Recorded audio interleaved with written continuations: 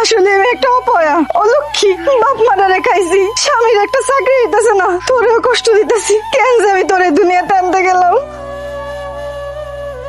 তুমি এই কাম করতেছো কা? তা আমি করবো না তো কে করবো? আর কয়দিনের মধ্যে আমাকে বাবু পৃথিবীতে আসতেছে। আরে এই পেট লইয়া তুমি যদি এই কাজ করো তাহলে তো বাবু অসুস্থ হইব পৃথিবীতে। যার জামাই 2 টাকা ইনকাম নাই সেই সংসারে সব কাম করবো, এটাই নিয়ম। না মা, এত ফল পুরুষ খাইতে ভালো লাগে না। মা, এই তোমার বিবেক। কিসের বিবেক? একই পরিবারের 2টা মানুষ অসুস্থ, 2জনেই গর্ভবতী। তুমি একজনে বসে বসে আপেল খাওয়াইতেছো আর আমার বড় দিয়া তুমি কাপড় কাচাইতেছো। ও কি মানুষ না মা? মানুষ তো গরিব মানুষ। টাকাই পৃথিবীর সবকিছু।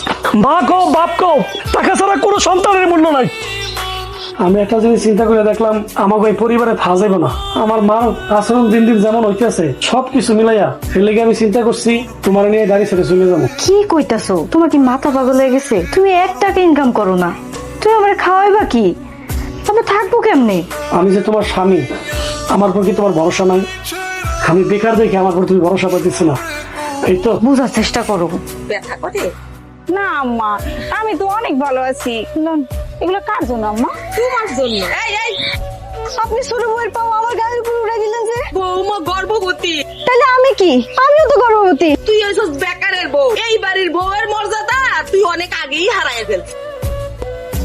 তুই হ্যাঁ ভাইজান। তো তোর ভাবি তো অসুস্থ, তুই এই শরীর নিয়ে তুই আইছিস, এখন তোর ভাবি তো নিজে চলতে পারতেছে না, তো তোরে দেখবো কেমনে? আমি আপনার বাসায় থাকানোর লেগে আই নাই ভাইজান। তাইলে আমার আপনার লগে কথা আছে, জরুরি কথা। তো জরুরি কথা তুই ফোনে করতে পারতি তো। সব কথা ফোনে কম যায় না ভাইজান। কি এমন জরুরি কথা যে ফোনে কন যায় না? ভাইজান, আমার কিছু টাকা লাগবো। আমি আমি শ্বশুর বাড়িতে ভালো নাই ভাইজান। টাকা লাগবো মানে? মানে কত টাকা? আমার লাখখানেক টাকা লাগবো। আমি আপনার জামাইয়ের একটা দোকান দিয়ে দিতাম। শ্বশুর বাড়িতে আমি অনেক নির্যাতিত হই ভাই। শোন, আমি এমনি আছি বিপদে।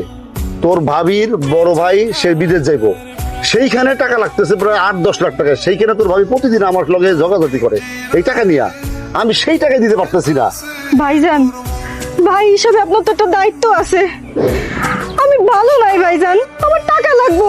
আর শোন, তুই এক কাজ কর, আমার কাছে তো একদম হাতে টাকা পয়সা নাই। ভাইজান, আমি ভিক্ষা চাইতাই নাই।